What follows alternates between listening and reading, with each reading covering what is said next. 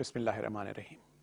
Assalamu alaikum viewers. I'm your host S.M. Hali, presenting the program Defense and Diplomacy. Zulfikar Ali Bhutto has been considered as a statesman. He's been called the father of Pakistan's nuclear program, a visionary. But his biggest contribution was that in 1971, he held the arms of a downtrodden Pakistan which had been dismembered, and like a phoenix rising from the ashes, he helped the nation stand on its feet. But the cruel hands of fate snatched him from us when on the 4th of April 1979, he was unceremoniously hanged, which was a virtual assassination. To discuss the international reaction at his assassination, we are honored to have in our studio today two very eminent panelists. We have with us Ambassador Aslam Rizvi, who has also had the unique distinction of having served as ADC to Zulfikar Ali Bhutto. Welcome. And we have with us Ambassador Saeed Khalid, who has also had a very distinct career in the diplomatic corps and has the opportunity to rub shoulders with ZAB. Welcome, sir. Let's start with you, sir. Your personal recollections of Zulfikar Ali Bhutto's achievements in the foreign policy, sir. Zulfikar Ali Bhutto was seen undoubtedly as one of the great diplomats, statesmen of his time. It is said that his removal and execution was a single most important event that took place in the Cold War period. And it had a major ramification for the Soviet Union. As we saw that soon after his execution, 8 months later, there was the invasion of Afghanistan, and subsequently leading to the demise of the Soviet Union. So he was a man who had a very strong and international image, who rose eventually to take away Pakistan from the influence of the United States in particular and the West to an independent foreign policy. He succeeded in galvanizing the Third World. He created an Islamic bloc. He had relations with China. In fact, he's the architect of Pak-China relations. Yes, but he developed them at a time when China was totally isolated. And he built blocs with the Islamic world, the Africa, Asia. And importantly, we saw that he had rapprochement with Soviet Union. Given that his People's Party was a mass-based political party with socialist ideology, this was a very major move away from the policy that Pakistan was following till that time. So from that point of view, it can be seen that he not only brought about independent foreign policy for Pakistan, but he also rose to become the undisputed leader of the Third World. Right. So, Ambassador Saeed Khalid, you were mentioning, and most analysts opine on this, that it was the Quaid-e-Azam who gave us the independence, brought Pakistan as a free country. But the man who actually put Pakistan and get recognition to the name of Pakistan internationally was ZAB. What do you say, sir? Very true. I think right from the time Mr. Bhutto became the foreign minister, he was so active internationally that there was a poll conducted in those days, and he was recognized as the most well-known foreign minister in the whole world. And that was quite an achievement. But that was just the beginning, because then as he became prime minister, president first, then prime minister, he had, a much better chances. Then, of course, Pakistan had been through a trauma, And Mr. Bhutto's first task was to restore Pakistan, both internally and also to restore and win a place in the international arena. And I think he succeeded on both counts. I could see that he was so good and so at ease in dealing with international leaders, with the crisis situations internationally, that he made Pakistan's impact on many things. For example, support to the Palestinian people and support to the third world causes. And we all know how he, organized the Islamic Summit in Lahore. So you could see how he was reaching out and making Pakistan's own imprint on the international scene. Right. Ambassador Rizvi, when you were serving as his ADC, you accompanied ZAB to Simla. Again, a very major achievement that with all chips down, he managed to extricate and have the repatriation of 93,000 Pakistani prisoners of war. How did he manage that? Well, when he went to Simla, prior to going, he had very extensive consultation with all the people in Pakistan, the broad spectrum, politicians, intellectuals, and so on. And being the ninth elected prime minister, and at that time the fourth elected president of Pakistan, he had the entire support of the people of Pakistan. So he went with a position of strength at that time, although as far as our relations with India was concerned, position it was very, very weak. They had with them not only the prisoners of war that you mentioned, but also 5,000 square miles of their territory.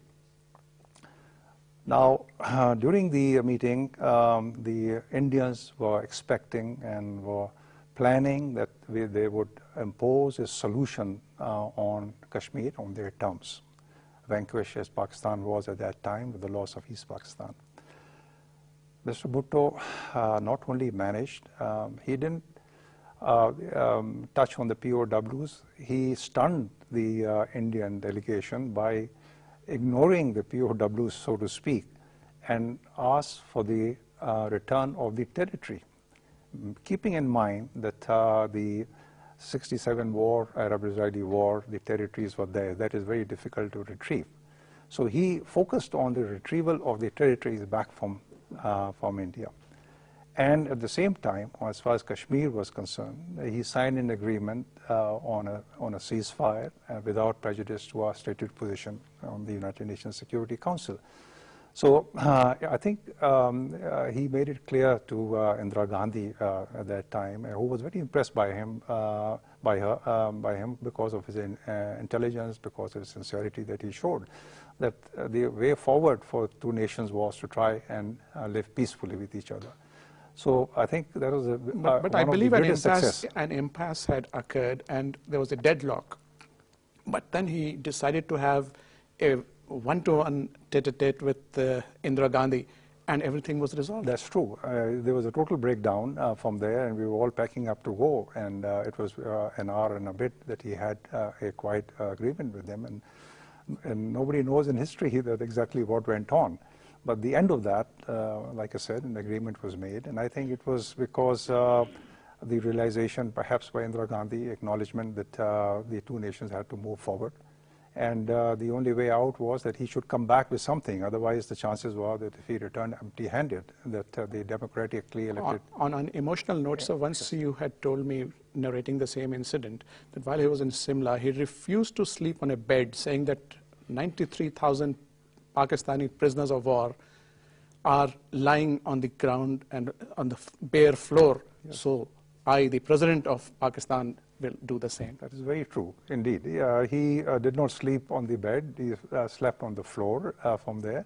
And while the delegations were busy at the time, he had asked me to go and buy any book or every book that was available on the Indo-Pakistan relation in Simla. So I scrounged the bazaar and picked up dozens of books, and he was a vociferous reader. And while he was sitting there, he was thumbing through all the books and so on. Your personal recollections of ZAB, sir? Well, I think that by the time I joined the Foreign Service and went on my first assignment abroad, by then Mr. Bhutto had already established his international stature. The Lahore summit had already, the OIC summit had already taken place, and he became, therefore, by virtue of presiding the summit in Lahore, he also became the chairman of the OIC, the current chairman, as you call. So it was a matter of great shock to the Islamic world that its chairman should be executed. So there were calls from all over the Islamic world that Mr. Bhutto's life must be spared. And a lot of Muslim leaders either sent envoys or they sent messages. Before we come back to his assassination, your personal recollections, sir, when you were the third secretary at Paris and ZAB was attending the funeral of Georges Pompidou. Yes, yes. As I said, you know, his presence was felt internationally. So it so happened that early in 1974, and after the Islamic summit in Lahore, President Pompidou had passed away. And Mr. Bhutto decided to attend the funeral. And I understood that it was not only to be at this, solemn ceremony, but he had deeper ideas. He used the opportunity to build rapport with the French leadership which was emerging and with which he would then sign the reprocessing agreement. So he used it for that purpose. And while he was in Paris, I received a message from Pakistan's ambassador in Moscow, Mr. S.K. Delvi at that time. The senior Delvi. The senior Delvi. And he asked me if he could reach the delegation. And I explained to him that I was the only officer in the Pakistan embassy at that time, because the Prime Minister had his program and most of the senior officers were with him, including the ambassador. So Mr. Delvi asked me that please convey this message to the Prime Minister that I have acted on his instructions and I have met the man.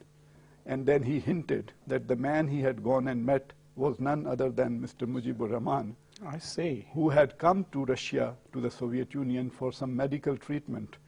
And Mr. Bhutto, as ever agile, and acting like a chess master on a chessboard, he had asked Ambassador Delvi to go and convey a very, very important message, which was about the POW's release, and also asking him that we have fulfilled our part of the deal.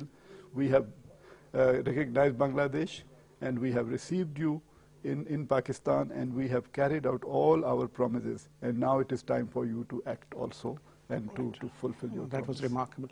He was just talking about the French reprocessing plant, and it is said that ultimately it was this that instigated the detractors of Pakistan to have Mr. Bhutto assassinated. Ramsey Clark, you must have heard the name, the US Attorney General.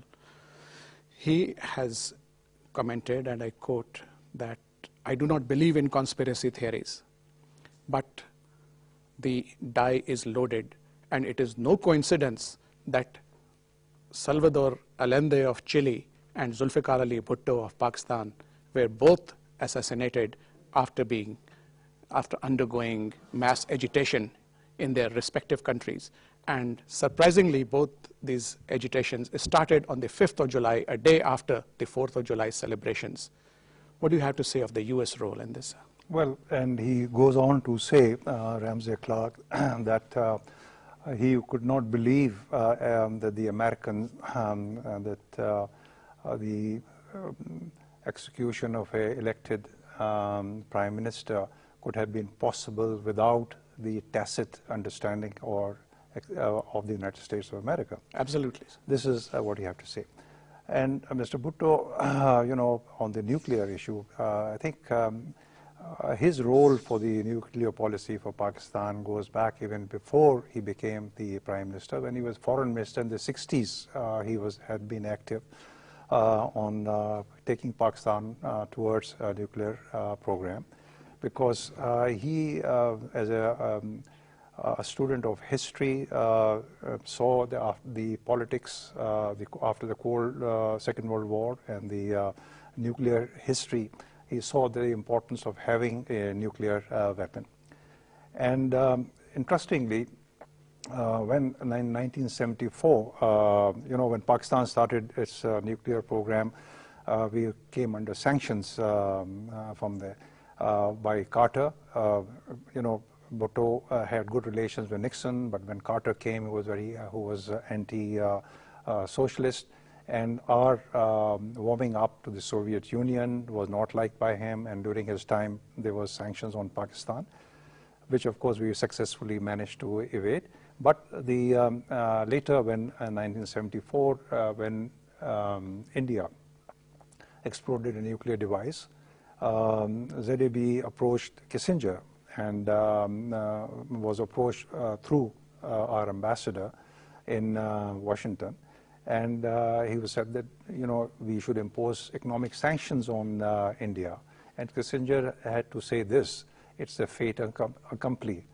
I'm afraid you will have to live with the reality. But the same Kissinger who at a later stage said that we will make a horrible example of you, that's Zulfikar Ali true. Bhutto. But the point is that, Mr. Bhutto had the idea of doing that. And then to put India on the defensive, he also, through Aziz Ahmad, one of our brilliant foreign ministers, moved a resolution to declare South Asia as a nuclear-free zone. Right. The idea was to put pressure on, India to isolate it, and and while Pakistan at the same time had already embarked through Qadir on a centrifuge program for nuclearization.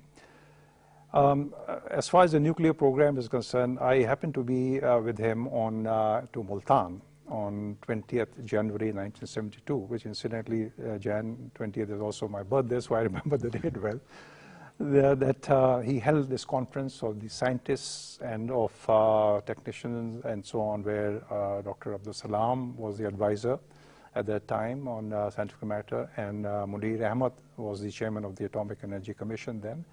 And he asked, at that time, laid the foundation of the policy for our nuclear. He asked the scientists assembled that how long will it take to produce a bomb? And they said 5 years. So he said no, 3 years. And the program went, and in fact, according to what one knows, is that by 1978, we were in a position to have exploded a nuclear bomb. Right. So after his assassination, in fact, before the so-called hanging, a lot of international leaders appealed to Pakistan to spare Zulfikar Ali Bhutto because he was most revered internationally as well. Yes. Can you recall some of them, sir? Yes, because my contact in those years was first with France and then with West Africa. And I remember that the French president had sent a clemency appeal to the military government, and so did many other leaders. In fact, let me Yes. share with you. Yes. Iftikhar Ali, who was the APP correspondent in New York at that time, had gone and met Kurt Waldheim, appealing to him to help get clemency for Zulfikar Ali Bhutto. That's And in fact, if you recall, a couple of months prior to that, a couple of weeks prior to that, he had entertained Murtaza Bhutto, who had gone there, of course, with Mustafa Khar, to appeal to Kurt Waldheim. And this was contrary to protocol, but he did. So it was the UN Secretary General and a number of other leaders, including the British Prime Minister Callaghan, who made appeals. You, sir, must be aware that the Libyans and the Indonesians, they all were making appeals, if you recall some of it from the history, sir. Certainly. Mentioning generally speaking, all the, coming back to international reaction, I think there was a lot of appeal from all the European heads of states, including Greece, Turkey, UK, even Carter rang up ZAB for his clemency. President Ziar seeking clemency for ZAB. So this was the general thing. The press was also asking for clemency, both international and local. Even the Indian press was also saying that. As far as Libya is concerned, Major Jaloud, who was the then Prime Minister #2 in the Libyan setup, came here, and he came with a presidential aircraft, which he parked at the Rawalpindi airport. It was there for 1 week, asking that allow him to take away Mr. Bhutto with him. Tunku Abdul Rahman came and met a few days earlier than that, and after that I was at that time Deputy Chief of Protocol in Karachi. And he and I were chatting, and I asked him what was his reaction, and he indicated that he was not, he got the impression that he was not going to accept the clemency plea. This is what he understood. But one of the most interesting thing that I came across at that time was about the Consul General of the Palestine in Karachi, who got posted as ambassador to Kabul. And this is a thing narrated to me after the execution. He had gone to Kabul from there just to see what it was like by road before taking up his assignment. And on the way back, he was stopped at Attak by a major around in the afternoon. And he was not allowed to proceed, and told to stay at there's a rest house at the Attak, to stay there. And he demanded to know why. They wouldn't tell him. Ultimately, he wanted to speak to the Chief of Protocol, and the Chief of Protocol said, "I'm sorry, there's nothing I can do, something to do with the army." Ultimately, he was allowed to go in the morning, and that was the night Mr. Bhutto was executed. Now, he told me that the Palestinian had offered ZAB directly through to take him out of the, rescue him from the jail. And you find that some of the writing subsequently, you see that has been acknowledged by the military. Right. Now, what disarmed the Palestinian totally was the fact that Ziaul Haq, while in Khane Kaaba, met Palestinian leader Yasser Arafat, and he put his hand on his chest and said, I, Ziaul Haq, will not hang ZAB. Oh, so, you know, and of course later he went on to say that, you know, I did not, it was the, you know, judgment of them. It was a policy from so on. Anyway, sir, like all good things, we got to end this program. Yes. So viewers, with that we come to the end of this very passionate discussion, because the topic is such that it could go on, and these two gentlemen who are honoring us in the studio today have had the opportunity to not only rub shoulders with Zulfikar Ali Bhutto, but to be a witness to his assassination. And also they saw the international reaction that came with it. The fact is that Zulfikar Ali Bhutto was one of the greatest leaders, not only of Pakistan, but for the world, whose imprints have been felt all over. He has been mentioned in books, in movies, and in dispatches. But we as a nation are proud that at least he gave us the few years of his life. And for that, we would like to thank for bringing us the reminiscences Ambassador Aslam Rizvi and Ambassador Saeed Khalid. Thank you very much, viewers. Keep watching us, and hope to see you next week, inshallah. Allah Hafiz.